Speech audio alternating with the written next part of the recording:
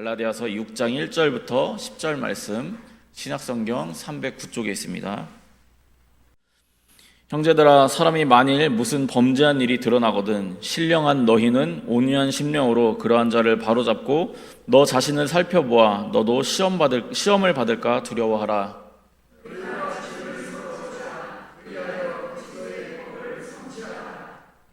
만일 누가 아무것도 되지 못하고 된 줄로 생각하면 스스로 속임이라.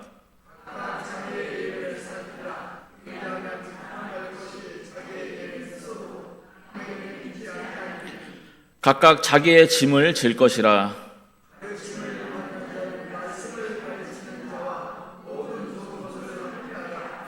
스스로 속이지 말라. 하나님은 업신여김을 받지 아니하시나니 사람이 무엇으로 심든지 그대로 거두리라.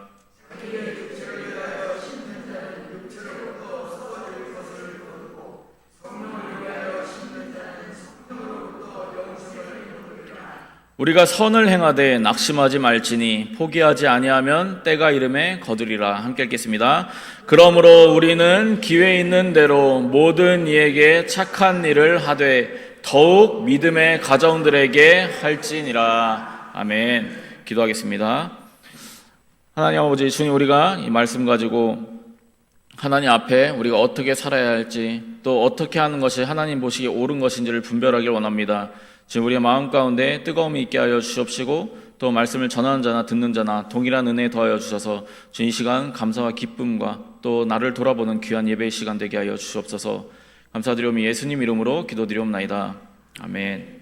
오늘 말씀 갈라디아서 6장 1절부터 10절 말씀 가지고 자신에게 좋은 일을 하라라는 제목으로 말씀을 좀 나눠보고자 합니다. 먼저 결론을 말씀드리면, 하나님께서 성경을 통해서 늘 우리한테 말씀하십니다. 우리한테 가장 우리 자신한테 좋은 일이 뭔지, 뭘까요? 나 자신한테 가장 좋은 일이 뭘까요? 성경적으로 이게 오늘 결론입니다. 이웃을 사랑하는 일. 늘 뻔하잖아요. 우리가 맨날 하는 얘기고 맨날 말씀으로 듣는 얘기입니다. 근데 결국은 긴 말로 풀어 쓰고, 또 성경이 오랜 말로 이제 풀어서 썼고, 또 목사님이나 또 뭐 다른 데서 다른 목사님들이나 다 똑같이 그냥 다른 예시 들고 다른 말로 풀어 썼을 뿐이지, 결국은 하나님 사랑하고 하나님이 사랑하라고 하는 이웃을 사랑해라, 그게 너한테 좋은 거다라고 늘 말씀하십니다. 자, 그러면 이웃을 사랑하라는 것이 결론이라는 건 알았습니다. 그러면 왜 이웃을 사랑하라고 하고 어떻게 이웃을 사랑하는 게 그게 어떻게 나한테 가장 좋은 일인가, 이것에 대해서 우리가 좀 말씀을 나눠보고자 합니다. 성경은 끊임없이 우리가 행복할 방법, 내 영혼에 유익한 방법, 어떻게 하면 내가 평온할 수 있는가 등 우리가 나 자신에게 좋은 일들, 좋은 방법에 대해서 계속해서 말씀하고 계십니다. 물론 그게 전부는 아니지만요. 성경은 왜 이렇게까지 우리한테 행복한 방법, 우리한테 유익한 방법, 바른 방법에 대해서 이야기를 할까요? 생각 안 해보셨어요? 하나님 왜 이런 말씀 주시지? 우리 성도님들께서 성경을 그냥 쭉 읽는 게 아니라 하나님이 이 말씀을 왜 하셨을지를 계속 질문을 하시면서 읽으셔야 합니다. 하나님께서 성경을 통해서 이 이야기를 하시는 이유는 하나님께서 우리가 행복하기를 바라시기 때문입니다. 제가 하는 얘기가 아니고요. 성경에 그 단어가, 그 말이 그대로 나와 있습니다. 신명기 10장 13절 말씀 보면요, 하나님이 모세를 통해서 이스라엘 백성들에게 율법을 준 이유에 대해서 명확하게 말씀하고 있습니다. 제가 읽어드리겠습니다. 내가 오늘 내 행복을 위하여 내게 명하는 여호와의 명령과 규례를 지킬 것이 아니냐. 아멘. 하나님께서 모세를 통해서 분명하게 말씀하십니다. 너의 행복을 위해서 내가 명하는 여호와의 명령과 규례를 지켜라. 광야에서 하나님이 이스라엘에게 주신 명령과 규례, 율법이 어떤 다른 무엇을 위해서 주신 게 아니라요, 너의 행복, 이스라엘의 행복, 우리의 행복을 위해서 주셨다라는 것입니다. 물론 단순히 잘 먹고 잘 사는 그런 행복만을 말하는 것이 아닙니다. 우리가 하나님 안에서 행복하고 하나님 안에서 평안을 누리고 하나님 나라에 대한 소망을 가지고 살기를 바라시는 것입니다. 또한 그 행복과 평안을 하나님을 모르는 사람들에게 전하고 가르치기를 원하시는 것입니다. 내가 하나님 안에서 행복하고 평안하길 원하듯이 내 주변에 하나님께서 나에게 만나게 하신 모든 사람들 또한 그들도 행복하고 그들도 평안하고 그들도 하나님의 나라를 소망으로 가지길 하나님께서 원하신다라는 것입니다. 이것처럼 우리는 나를 위한 아무리 좋은 이야기를 들어도, 우리가 아무리 좋은 것을 받아도 이게 좋은 건지 어떤 건지 분별하지 못하고 그냥 내 몸이 좋은 대로, 육체가 좋은 대로 따라갑니다. 육신이 원하는 대로, 하나님 보시기에 옳은 것보다 내가 좋아하는 것, 내 입에 좋은 것, 내 마음에 좋은 걸 따라갑니다. 그거를 이제 갈라디아서 5장은 육체를 쫓는다, 육체의 일을 한다라고 이야기를 합니다. 갈라디아서 5장이 바로 이 이야기를 하고 있습니다.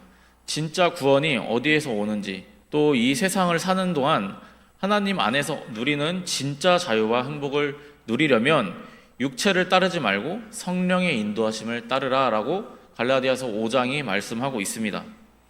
왜냐하면 육체가 원하는 것, 육체가 원함으로 인해서 육체가 하고자 하는 것은 뻔하다, 정해져 있다라는 것입니다. 육체가 하고자 하는 일, 육체가 좋아하는 일의 결과에 대해서 성경 말씀, 우리 육신을 지으신 하나님께서 정확하게 확실하게 말씀하고 계십니다. 갈라디아서 5장 19절부터 21절 말씀이 그렇습니다. 육체의 일은 분명하니 곧 음행과 더러운 것과 호색과 우상숭배와 주술과 원수 맺는 것과 분쟁과 시기와 분냉과 당짓는 것과 분열함과 이단과 투기와 술취함과 방탕함과 또 그와 같은 것들이라 라고 이야기를 합니다. 뭐 하나 좋은 게 없습니다. 우리가 육체를 따라갈 때 6장을 통해서 이제 정말로 우리에게 좋은 것이, 나에게 좋은 것이 무엇인지를 오늘 말씀을 통해서 그 일부를 좀 살펴보고자 합니다. 앞서 이제 육체의 소욕, 육체의 욕망을 따르지 말고 성령의 인도하심을 따르면 율법 아래에 있지 않게 된다라고 이제 바울은 말씀하고 있습니다. 그러므로 육체를 따름이 아니라 성령의 인도하심을 따라서 성령을 줄지어 따라가라라고 우리가 지난달에 설명을 해드렸었습니다. 그래서 그 결과로서 성령의 열매를 맺어라라고 이제 말씀을 하시죠. 이제 6장은 결론적으로 이제 정리를 하고 이제 얼마 남지 않았는데요. 이제 정리하고 이제 당부를 합니다. 5장 26절은 성령으로 살 것을 당부하면서 갑자기 또 뜬금없는 말로 마무리를 지읍니다. 헛된 영광을 쫓지 말고 너희가 서로 노엽게 하거나 투기, 질투하지 말라고 말씀하고 6절로 이제 들어갑니다. 바울이 앞서서 5장에서는 두 가지를 이야기합니다. 제가 앞에서 계속 설명해 드리듯이 그리스도로 인해 얻는 자유로 멍에를 매지 말아라. 너희가 그리스도께서 주신 자유로 서로 종노릇해라 라고 이야기하십니다. 그리고 이어서 육체의 소욕을 따라서 육체의 욕망을 따라서 행하지 말고 성령을 따라서 행하라 라고 말씀합니다. 육체가 하고자 하는 일은 이러이러하다라고 이야기를 하면서 여러 가지를 이야기하고 6장에서는 이제 서로에 대해서 어떻게 해야 되는지에 대해서 다시 한번 설명을 하려고 합니다. 이야기의 흐름을 다시 한번 정리해 드리겠습니다. 갈라디아 교인들 사이에 율법과 할례를 하느냐 마느냐의 문제가 있었습니다. 왜냐하면 유대주의자들이 니네가 예수 그리스도라는 이름만 믿어서는 구원받을 수 없다라는 거짓 가르침을 전했기 때문입니다. 이 문제에 대해서 바울은 그리스도가 주신 자유로 다시 종을 되는 선택을 하지 마라, 너희가 초등학문으로 돌아가지 마라 라고 계속해서 말씀을 합니다. 그리고 육체를 따르지 말고 서로에게 종노릇하면서 헛된 영광을 위해서 서로를 노엽게 하거나 질투, 투기하지 말라라고 말씀합니다. 바울이 이런 말을 하는 이유는 갈라디아서 4장 17절 말씀을 보면 알 수 있습니다. 갈라디아 교회는 바울의 사도 권위를 깎아내리고 구원에 대하여 예수를 믿는 믿음만으로는 구원을 받을 수 없다라고 말하는 유대인들의 그 율법과 할례를 지켜야지만 진짜 구원을 얻을 수 있다라고 말하는 유대주의자들이 파고 들어와 있기 때문입니다. 갈라디아 교인들 중에는 바울을 통해 배운 그 말씀과 복음을, 그 믿음을 굳게 지킨 사람들도 있었지만 유대주의자들의 말에 미혹에 넘어간 사람들도 있었습니다. 그래서 이들이 아마 서로를 향해서 누가 맞냐, 누가 그러냐로 서로 갈라져 있지 않았나, 갈등이 있지 않았을까라고 생각해 볼 수 있습니다. 문제는 그들 가운데 그 거짓 가르침을 가르치는 유대주의자들은 그들과 함께 있습니다. 하지만 바울은 지금 어디에 있죠? 바울은 지금 멀리 떨어져 있습니다. 그냥 소식을 듣고 편지로 전할 뿐입니다. 그러다 보니 누구의 입김이 더 세겠습니까? 아마 바울보다는 옆에 있는, 지금 우리와 있는 유대주의자들이 더 말하는 게 옳지 않겠냐라는 어떤 의심이 들었을 것입니다. 이 유대주의자들은 현장에서 성도들을 이간시키고 있었던 것입니다. 그래서 4장 17절 말씀이 그렇게 얘기하죠. 성도들을 이간한다라고 이야기를 합니다. 성경과 율법을 들먹이면서 구원에 대한 확신을 흔드는 자들에게, 그리고 흔들린 자들에게 바울은 구약의 말씀, 곧 아브라함의 이야기와 모세의 율법이 어디서 왜 났는지를 설명을 하면서 너희가 처음 믿은 그 믿음이 결단코 틀리지 않았다라는 것을 다시 한번 설명하는 것입니다. 그리고는 그들을 향해서 이렇게 얘기합니다. 쫓아내고 끊어버리라고. 그들을 향해서 할례가 아니라 그들이 차라리 거세를 하는 게 낫다라고까지 강하게 이야기합니다. 너희가 그리스도께 받은 진짜 자유로 서로를 종으로 태라. 육체를 따라 행하지 말고 오직 성령을 따라서 너희가 서로를 노엽게 하지 말고 서로 질투하지 말고 서로를 섬겨라 라고 말씀하시면서 5장이 마무리됩니다. 그리고 이 말에 이어서 이제 오늘 말씀인 6장 말씀은 단순히 서로 섬기고 서로 질투하거나 노엽게 하지 말아라 라는 것을 넘어서서 너희가 자기 자신을 돌아보고 서로의 짐을 져주라 라고까지 이야기를 합니다. 6장 말씀을 통해서 바울은 그리스도의 법을 성취하는 아주 구체적이고 실제적인 방법, 너희들이 이것을 해야 된다라고 좀 더 실제적인 방법을 제시하고 있습니다. 먼저 1절 말씀 한번 다시 보겠습니다. 한번 읽어볼까요? 시작. 형제들아, 사람이 만일 무슨 범죄한 일이 드러나거든 신령한 너희는 온유한 심령으로 그러한 자를 바로잡고 자신을 살펴보아 너도 시험을 받을까 두려워하라. 아멘. 1절 말씀은 사람이 무슨 범죄한 일이 드러났을 때를 이야기를 하면서 상황을 이야기합니다. 상황적으로는 이 갈라디아 교인들의 상황적으로는 할례를 받는가 마는가, 받았는가 안 받았는가, 또 유대주의자들의 말을 따르는가 바울의 말을 따르는가, 이런 것 갖고 이제 싸우고 옳고 그러면 이제 서로가 재단을 하고 있었을 것입니다. 바울을 통해서 받은 복음을 신뢰하는 측과 유대주의자들에게 미혹당한 측, 아마 서로를 향해서 정죄하고 비난하지 않았을까 합니다. 바울의 지금까지의 말을 통해서 이 유대주의자들의 말에 미혹되어 율법과 할례에 넘어갔지만, 이제는 바울의 말을 통해서 이제 그 율법과 할례를 통해서 구원을 받고자 하는 것이 죄다라는 것이 이제 드러났습니다. 이제는 그것이 유대주의자들의 거짓 가르침이라는 것이 드러났습니다. 그렇게 죄라는 것이 드러났으면 신령한 너희, 회심한 자인, 중생한 자인, 그리고 그리스도인인 너희는 그것을 정죄하지 말고 온유함으로 바로 잡아주되 나 자신도 그들과 같이 될까 두려워하고 자기 자신을 살피라라고 말씀하고 있는 것입니다. 먼저 여기에서 범죄한 일은 우리가 흔히 표현하는 넘어짐의 표현이라고 볼 수 있습니다. 원어의 원뜻을 보면 옆으로 미끄러짐, 실수로 고의를 가지고 지은 죄가 아닌 모르고 지은 죄, 이런 것들을 의미합니다. 그래서 범죄한 일이 드러났다라는 이 범죄는 실수를 이야기합니다. 아니면 자기가 죄인 줄 모르고 지은 죄를 이야기합니다. 우리가 때때로 성도들이 서로 이야기하거나 이제 내가 말을 잘못해서 누군가 화를 내거나 하면 우리가 저 사람 왜 저렇게 화를 내지 할 때가 있지 않나요? 근데 실질적으로 이제 주변 사람들 얘기 들어보면 내가 말을 잘못한 경우가 있습니다. 그러면 그거는 내가 모르고 한 잘못이잖아요. 그게 잘못일지라도. 그러면 그 잘못에 대해서 우리가 네가 어떻게 말을 그렇게 할 수 있냐라고 우리가 다그쳐야 되나요? 그렇게 말하면 안 되겠죠. 그 사람이 내가 이 말을 했을 때 상대방이 이렇게 받아들일 거라는 내가 예상을 하지 못했으니까요. 그러면 바로잡고 고쳐주면 됩니다. 그런 식으로 이야기를 하는 것입니다. 우리의 경우는 이 개인 간의 싸움이나 또 어떤 미움이나 질투, 말 그대로 그냥 실수들도 있을 수 있습니다. 그런데 우리는 내가 그 당사자일 때는 하나님 앞에서 나의 모습이 죄라는 걸 우리가 깨닫지 못한 경우가 너무나도 많습니다. 그래서 실수를 하고 잘못을 저지릅니다. 우리가 사람인데 어떻게 실수를 안 하겠습니까? 그러나 그 범죄한 일이 드러나게 됐을 때 그를 회심한 자로서 이제 여기서 초점은 이겁니다. 잘못한 그 사람이 중요한 게 아니라 그 잘못한 사람을 바라보는 우리의 모습이 중요하다라는 것입니다. 그 사람이 범죄한 일이 드러났을 때, 그게 죄라는 것이 밝혀졌을 때 그를 우리가 회심한 자로서, 중생한 자로서 그리스도인답게 우리가 합당한 모습으로 온유한 심령으로 그를 바로잡아줘라 라고 이야기를 하는 것입니다. 왜요? 바울이 말하는 이 범죄한 일, 미끄러진 일, 고의로 저지른 죄가 아닌 일에 대해서는 회심한 자다운 온유한 심령으로, 우리가 관용으로 그를 용서해 주라는 것입니다. 그게 사랑이고 그게 이웃을 사랑하는 것이다 라는 것입니다. 이것에 대해서, 이 범죄한 일에 대해서 제가 이 단어에 대해서 말씀드린 이유는 바울이 이 단어를 명확하게 구분해서 사용하고 있습니다. 우리도 이제 같은 말에 대해서 여러 가지 단어들이 있잖아요. 뭔가 글을 쓴다라는 것에 대해서도 글을 쓰다, 적다, 기록하다 여러 가지 표현하는 방법들이 있잖아요. 근데 그걸 우리가 다 쓸 때마다 목적에 따라서 그걸 쓰잖아요. 부모님한테 밥을 먹었냐라고 물어보는 게, 나이가 같은 사람이면 먹었냐라고 물어볼 수 있지만 나보다 높은 분에게는 진지 잡수셨는지, 이런 식으로 어떤 존경을 담아서 표현을 하지 않나요? 바울이 이거랑 마찬가지로 단어 하나하나를 신중하게 사용하고 있습니다.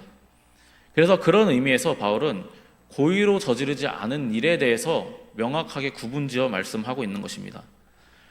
고의가 아닌 죄를 우리가 온유함으로 잡아주라, 너희가 온유함으로 용서해주고 바로잡아줘라 라는 것입니다. 그리고 이어서 바로잡다라는 말 또한 바울이 선택해서 사용한 말로 보입니다. 왜냐하면 이 바로잡다라는 말은 단순히 고쳐주다라는 것이 아니라 치료하다, 수리하다라는 의미가 있습니다. 당시 의료계에서는 부러진 뼈를 바로잡다라는 의미로 사용했다고 합니다. 그 말을 보면 그 잘못된 것을 바로잡아준다라는 것은 단순히 틀린 걸 고쳐준다라는 것이 아닙니다. 그 사람이 바른 길로 갈 수 있도록 바로 세워주고 치료될 수 있도록 치유시켜준다라는 의미입니다. 이 말씀을 잘 보면 결국 잘못한 사람보다 그 사람을 대하는 우리에게 더 초점을 맞추고 있습니다. 어떻게 바로 잡으라고 하고 있나요? 신령한 너희는 온유함으로 바로 잡아줘라라고 얘기를 합니다. 범죄한 그 사람에게 초점이 있지 않습니다.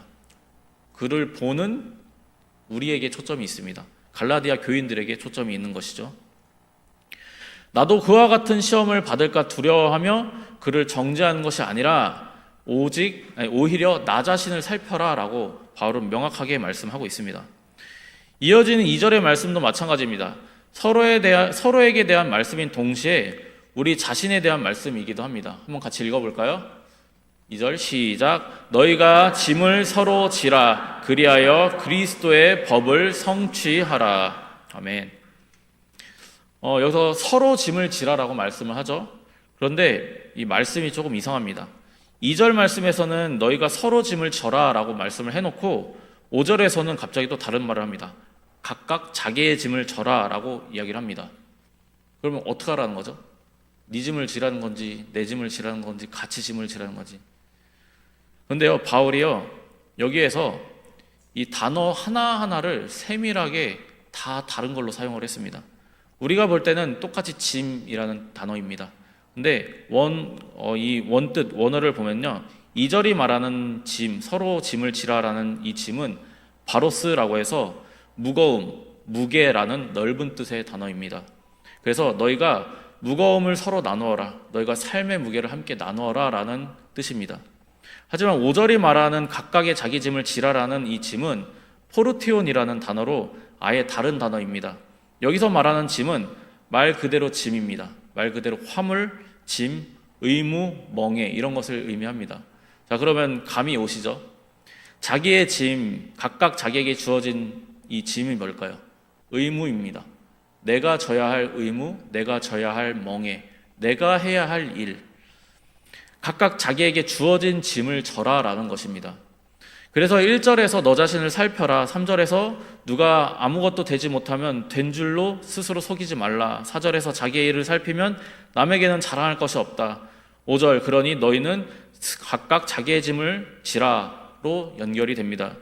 결국 다른 이의 범죄함이 아닌 나 자신을 돌아보고 자기 자신이 무엇인가 된 줄 스스로 착각하고 속이지 말고 나 자신이 해야 할 바를 해라라는 것입니다. 각각 자기의 짐을 지고 다른 사람의 이 무거운 무게를 같이 져줘라 라는 것입니다. 판단하지 말고요. 그래서 6절 말씀은 또 이어서 이야기합니다. 6절 말씀 한번 같이 읽어볼까요? 시작. 말씀을 가르치는 자와 모든 좋은 것을 함께 하라 라고 말씀합니다. 자, 여기 말씀 보면 갑자기 뜬금없는 이야기를 하는 것처럼 보입니다. 당시에 이 말씀을 가르치는 전문 사역자가 있었던 걸로 보입니다. 왜냐하면 유대인들도 레위 지파 제사장들이 있잖아요. 레위지파 제사장들은 어떻게 먹고 살죠? 일을 해서 먹고 사나요? 레위지파 제사장들은 성도들의 헌금으로 먹고 삽니다. 마찬가지로 교회 안에도 그러한 역할, 지금의 교역자 같은 역할을 했던 사람들이 있던 걸로 보입니다. 그런데 바울이 지금 이 이야기를 하는 것은 뭐죠? 그들이 그걸 하지 않았다는 겁니다. 그들이 자기들을 가르치고 자기들에게 말씀으로 양육하는 그 일들을 하는 그들이 섬기지 않았다라는 것입니다. 그러면 정작 해야 할 일은 하지 않으면서 엉뚱한 데다가 정신을 팔고 있는 겁니다. 성도로서 말씀을 배우면서도 내가 구원을 받았네 안 받았네를 저기 유대주의자들한테 가고 내가 할례를 해야 되냐 율법을 지켜야 되냐를 따지고 있었다라는 것입니다. 당시에도 분명히 말씀을 가르치고 또 양육하는 일은 상당한 시간과 노력을 소모하는 것이었을 것입니다. 지금도 마찬가지죠. 목사님이 설교만 준비하시는 게 아니라 성도님들 쫓아가고 또 무슨 일이 있으면 찾아가고, 근데 그거를 직장 다니면서 할 수 있나요? 직장 다니면서 할 수 없습니다. 그러니까 전업으로 모든 것 내려놓고 그걸 감당하는 거잖아요. 근데 대신에 수익이 날 수 있는 곳이 어디죠? 수익은 성도들의 섬김 말고는 없습니다. 바울은 이 부분을 지적하고 있습니다.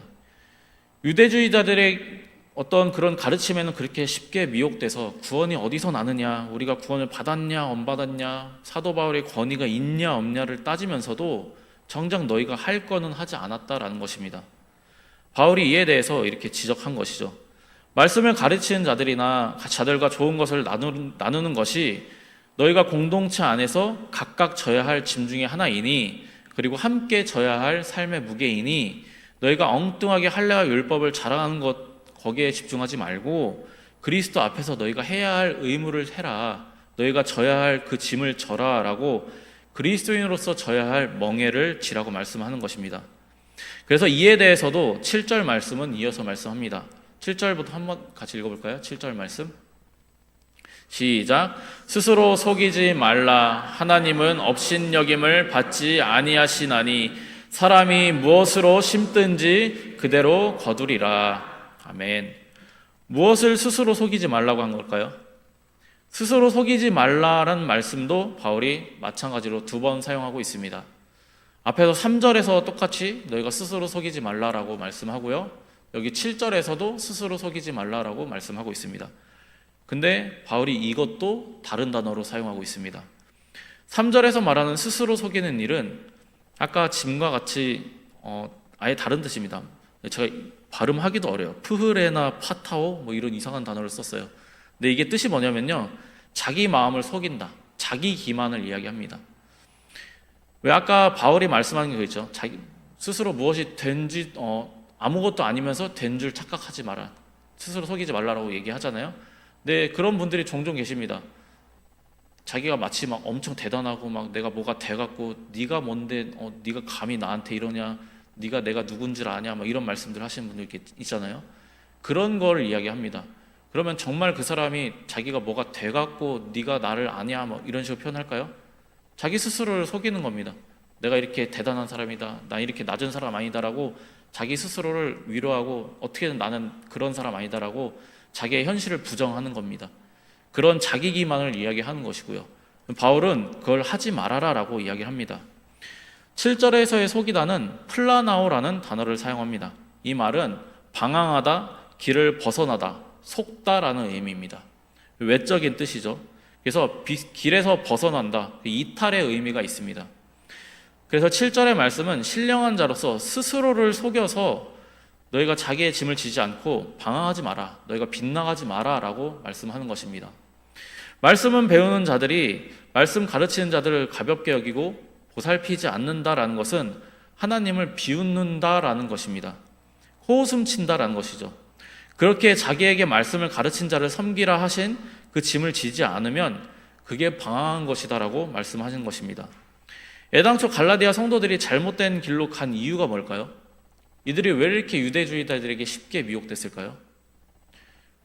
이 말씀을 보면 바울이 없는데도 분명히 말씀을 가르치는 자들이 있었습니다. 근데도 이들이 이렇게 쉽게 미혹된 이유가 뭘까요?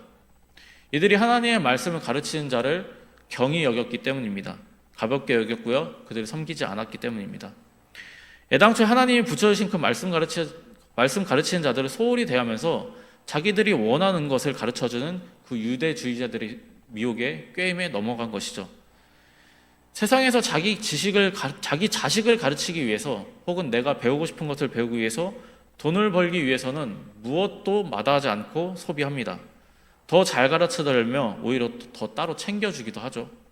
하지만 나에게 말씀을 가르치는 선생을 교회에서 어떻게 대접하고 있냐라고 바울이 묻고 있는 것입니다. 나에게 영의 양식을 먹이는 선생을 너희가 마음으로 어떻게 품느냐라고 이야기를 하는 것입니다. 물론 우리 성도님들 잘 섬기고 계시죠. 저도 경험하고 있기 때문에 잘 압니다. 그러나 이제 중심을 보라라고 말씀하시는 것입니다. 담임 목사님이나 제가 이런 말씀 전하기가 좀 민망하긴 합니다. 근데 어쩌겠습니까? 말씀이 그렇게 이야기하고 있는데요. 성경은 끊임없이 말씀합니다. 주의 종을 잘 보살피라고요. 제가 다른 이야기를 하는 게 아니라 정말 성경이 그렇게 이야기를 하고 있습니다. 성경이 제가 다른 해석을 하는 게 아니라 성경이 그렇게 말씀하고 있습니다. 신명기에만 5번 기록되어 있습니다. 14장 29절, 16장 11절, 16장 14절, 26장 12절, 26장 13절. 너희가 레위인을 보살펴라, 레위인을 잘 먹여라, 레위인을 잊지 마라 반복하고 있습니다. 레위인이 직원으로 치면 뭐겠어요? 교육자들, 목회자들이죠. 근데 목사를 주의 종이다라고 하면 굉장히 불편해하시는 분들이 많이 있더라고요. 우리 다 똑같이 주의 종인데 그렇게 얘기하냐라고 얘기를 하시는데 그런 의미로 얘기하는 게 아니잖아요. 성경을 본다면 명확합니다. 신명기에서 레위인이라고 되어 있지만 요는 하나님의 일을 위해서 생활하며 사는 사람입니다. 결국 이게 지켜지지 않기에 이스라엘이 하나님 앞에서 예배드리지 않게 되었고 이스라엘이 예배를 드리지 않으니 헌금이 없고 헌금이 없으니 레위인들이 먹고 살기 위해서 밖으로 나갈 수밖에 없었습니다. 그건 레위인이 없으니 이스라엘은 하나님 앞에 돌아가고 싶어도 돌아갈 수가 없게 되었었죠. 마찬가지입니다. 이 레위인들이 다 나가고 없어서 말씀을 가르칠 사람이 없으면 하나님 앞에 예배 드릴 수가 없잖아요. 근데 그러면 지금은 예수님이 오셨으니까 우리 다 예배 드릴 수 있는데 무슨 상관이냐라고 얘기할 수 있습니다. 그럼 반대로 생각해 보면 쉽습니다. 목회자들 없어지면 성도님들 예배 어떻게 드립니까? 설교는 누가 하고요? 혹자는 이렇게 이야기합니다. 성도가 말씀 열심히 공부해서 설교하면 되지 않냐? 하나요? 근데 안 합니다. 왜냐하면 먹고 살면서 말씀 연구한다는 게 쉽지가 않아요. 물론 그래도 읽어야죠. 지금 이 얘기 때문에 안 읽으시면 안 됩니다. 그래도 읽으셔야 됩니다. 자, 요즘 작은 교회들, 지방 교회들, 서울도 마찬가지입니다. 우리 목사님도 한 번씩 말씀하시죠. 전도사가 없습니다. 이게 단순히 일할 사람이 없는 게 아니라요. 신학생 자체가 줄어들었어요. 왜냐하면 이 지난 세월 시간 10년이라는 시간 동안에 교회 교역자, 목회자 힘들다, 먹고 살기 힘들다 그런 말 때문에 젊은 세대들이, 어린 세대들이 안 가려고 합니다. 그러면 이게 누구에게 돌아오나요? 결국은 우리에게 돌아옵니다. 결국은 말씀을 가르칠 또 교회를 위해서 말씀을 위해서 일할 사람이 없어지게 됩니다. 그래서 교회는 성도는 하나님께서 말씀하신 대로 우리가 섬겨야 할 것을 섬기고 해야 합니다. 물론 여기서 말하는 것은 목사나 교역자들을 우상시하라는 것은 아닙니다. 이 신명기가 말씀하시는 것은 레위인들 또 제사장들을 이야기할 때 누구랑 같이 놓냐면요, 고아와 과부를 함께 놓습니다. 일하지 못하는 고아와 과부, 가난한 자들과 레위인을 함께 놓습니다. 그건 이 말이 뭐죠? 목회자들을, 목사를 되게 우상화해야 되고 막 엄청 높여야 되고 그런 말인가요? 거지들처럼 아니면 고아와 과부처럼 그들처럼 보살펴라 라는 것입니다. 그게 하나님의 논점입니다. 근데 사람들은 이거를 엉뚱하게 받아들이죠. 하나님 말씀을 알려고 하질 않습니다. 그리스도의 구원은 우리가 원하는 방법으로 이루어지질 않습니다. 때로는 하나님의 방법이 우리가 볼 때 부당하고 말도 안 되는 것처럼 보일 때도 있습니다. 그렇기에 우리가 말씀대로 사는 것이, 우리가 가난한 자를 돕고 또 목회자를 섬기고 하는 것이 어려울 수도 있습니다. 하지만 그럼에도 포기하지 않고 가라고 오늘 말씀은 이야기하고 있습니다. 앞서 이야기한 말씀, 가르치는 자들과 좋은 것을 나누는 것, 보이지 않는 가치를 위해서 내 것을 나누는 것이 정말 힘들기는 합니다. 아마 그랬으니까 갈라디아 교인들이 방황을 했겠죠. 그러나 8절 말씀은 분명하게 말씀하고 있습니다. 우리 8절 한번 같이 읽어볼까요? 시작. 자기의 육체를 위하여 심는 자는 육체로부터 썩어질 것을 거두고 성령을 위하여 심는 자는 성령으로부터 영생을 거두리라. 아멘. 우리 성도님들은 무엇을 위해서 심으시겠습니까? 늘 말씀을 통해서 주일에서 강단에 선포되는 그 말씀이 무엇인가요?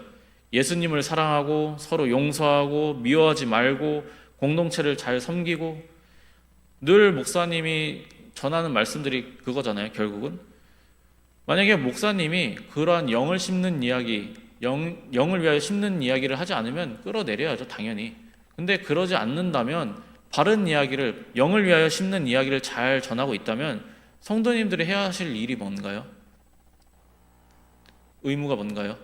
잘 섬기셔야죠. 선생으로 같이 함께 좋은 것을 나누고, 그냥 우쭈쭈 하면서 높여주라는 말이 아닙니다. 교역자들을 우상하라는 말도 아니고요. 아까 말씀드린 것처럼 고아와 가부, 가난한 자들처럼 도와야 할 자들로서 말씀대로 돕고 말씀을 가르치는 선생으로서 함께 섬기라는 말입니다. 이것은 교역자를 우상하고 절대 범접할 수 없는 자들로서 대함이 아니라 고아와 가부, 가난한 자들을 위한 선으로서 행하라 라고 이야기하는 것입니다. 갈라디아 교인들이 어떻게 그렇게 자기들에게 말씀을 가르치는 자들로부터 쉽게 떨어졌는지는 이 말씀을 보면 알 수 있습니다. 이들이 너무나도 쉽게 유대주의자들을 쫓아갔으니까요. 그러나 바울은 말합니다. 선은 행하되 낙심하지 말고 포기하지 말아라 라고요. 교역자뿐 아니라 우리가 서로에게 선을 행하셔야 합니다. 서로를 섬기는 것, 서로의 삶의 무게를 지는 것, 나의 짐, 포르티온으로서 내가 져야 할 멍에로서 짐지기를 행하시기를 바랍니다. 서로를 섬기고 오히려 자기를 살피고 자기의 멍에를 질 때에 반드시 영생을 거둘 것이다 라고 바울은 말씀하고 있습니다. 우리 마지막으로 10절 말씀 같이 읽어볼까요? 시작. 그러므로 우리는 기회 있는 대로 모든 이에게 착한 일을 하되 더욱 믿음 가정들에게는 할지니라. 아멘. 우리가 가능한 기회 되는 대로 모든 사람에게 착한 일을 해야 합니다. 이거는 우리가 타협할 일이 아닙니다. 그냥 기본 전제예요. 그냥 그게 기본으로 깔려 있는 그 위에 우리가 믿는 자들끼리 믿음의 가정에게 더욱더 선을 행하라 라는 것입니다. 믿는 자들로서 구원을 받기로 약속받은 자들로서 우리가 서로 사랑하고 서로 용납하고 서로 포용하고 서로 온유함으로 대하고 서로 덮어주시길 바랍니다. 이는 하나님이 우리에게 일러주시는 그리스도의 법을 성취하는 방법입니다. 사람을 위해서 함이 아니라 나를 구원해 주신 이 시궁창 같은 마음을 가진 나를 먼저 용서해 주시고 먼저 사랑해 주신 우리 주님을 위해서 서로 섬기시길 바랍니다. 그리고 그 주님을 위해서 내가 져야 할 짐을 지시길 바랍니다. 나를 말씀으로 가르치는 자와 함께 좋은 것을 나누시고 또 하나님께서 나에게 붙이신 그 이웃을 섬기시길 바랍니다. 성령을 위해서, 영을 위해서 섬기시길 바랍니다. 다른 사람에게 자랑하기 위해서가 아니라 주님이 우리에게 약속하신 그 영생을 거두는 때를 기억하면서, 기대하면서, 소망하면서 성령을 위해서 심으시길 바랍니다. 그것이 우리 주님이 우리를 위해서 죽으신 이유요, 부활하신 이유입니다. 우리 주님이 우리에게 주신 나에게 가장 좋은 일이 서로를 섬기는 그러한 일이라는 것을 믿으시는 저 여러분 되시기를 우리 주 예수 그리스도의 이름으로 축복합니다. 아멘.